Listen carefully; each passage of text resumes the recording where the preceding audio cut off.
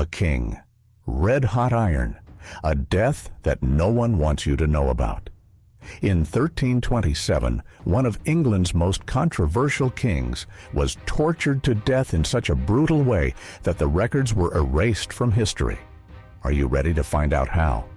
Because what they did to Edward II was so shocking that even today, historians are afraid to talk about it. Hi, I'm Tom from Time to History, where we tell you the true story of humanity. And today, you're going to discover how a king considered fragile was exposed in the most brutal way possible. But first, if you love shocking stories that change the course of humanity, hit that like button right now and subscribe to the channel. And seriously, don't click away before the end. What I'm going to tell you in the final minutes will drive you insane. Berkeley Castle, England, September 1327. A king imprisoned. Screams that echoed through stone walls, and a death so macabre it was covered up for centuries. What you're about to hear is one of the most controversial deaths in European royalty. And the weapon? A simple piece of iron heated until it glowed red like hell itself. Let's travel back in time to early 14th century England, an era of instability, fragile alliances, and wars. Edward II ascended to the throne in 1307 during a time marked by internal conflicts, court rivalries, and external threats. Son of Edward I, known for his strength and conquests, Edward II had a very different reputation. He was considered fragile, indecisive, and often dominated by his favorites, especially Piers Gaveston. From the beginning of his reign, Edward faced discontent from the nobility and a series of popular revolts. But the episode that would change everything happened years later at Berkeley Castle in 1327. Edward's relationship with his nobles was complicated. He had a stance that many considered weak and indecisive, depending excessively on his favorites, which caused resentment among the more traditional barons. At court, there were too many conspiracies, shifting alliances, enemies preparing to bring him down. In 1326, a revolt began forming against him, with promises to free England from what many considered an incompetent king. It was in this climate of conspiracy, intrigue, fear, and betrayal that everything was about to reach its climax. In 1327, Edward II was captured and taken to Berkeley Castle in southwest England. Here, the story becomes dark and shrouded in mystery. According to historical records, Edward was held prisoner, and his death was marked by cruelty. But what really happened? There's evidence, accounts, and theories that his death was neither simple nor natural. Some theories say he was murdered by hanging, others claim he died by poisoning, or even more brutally, through physical violence or by an even more sinister method, like death by red-hot iron. And yes, red-hot iron, a cruel form used in the Middle Ages as punishment or assassination, one that would leave very clear and painful scars.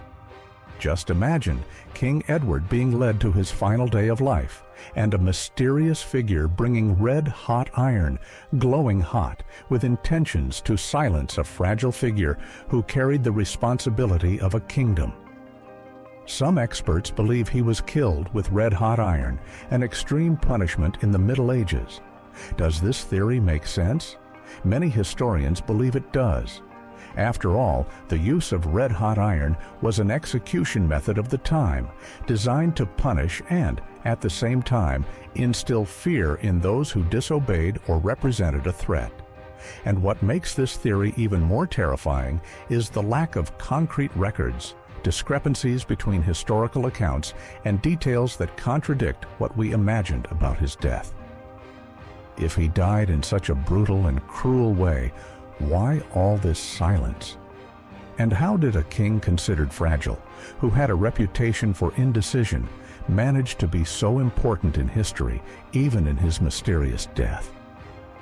Survivors and historians argue that, despite being considered weak, Edward II had allies within the court who wanted to keep the secret, which created a shadow of mystery throughout the centuries.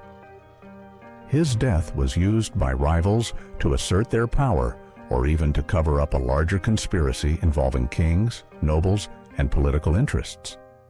Thus, a fragile king became legend and symbol of mystery, whose death still generates heated debates today. The truth is, nobody knows for sure what happened that night at Berkeley Castle. Records were destroyed, details omitted, and evidence may be hidden for centuries. But one thing is certain. Edward II's story reminds us that sometimes the appearance of weakness or fragility can hide secrets of surprising strength, or, conversely, fatal vulnerability. And that in the power game of monarchy, the most minute details can define the outcome of a story that lives in the darkness of time. King Edward II's story remains a mystery. His death, wrapped in legends, theories, and silence, makes us reflect. To what extent can we trust someone's appearance of strength or weakness? Is true power in the courage to show vulnerabilities, or in the ability to hide until the end? That answer remains with history and will probably never be completely revealed. But one thing is certain. To this day, the secret of the fragile king remains hidden, like red-hot iron that was never completely extinguished. Did you enjoy this story? Want to know more about historical mysteries that still challenge our understanding? Leave your like, share, and subscribe to the channel.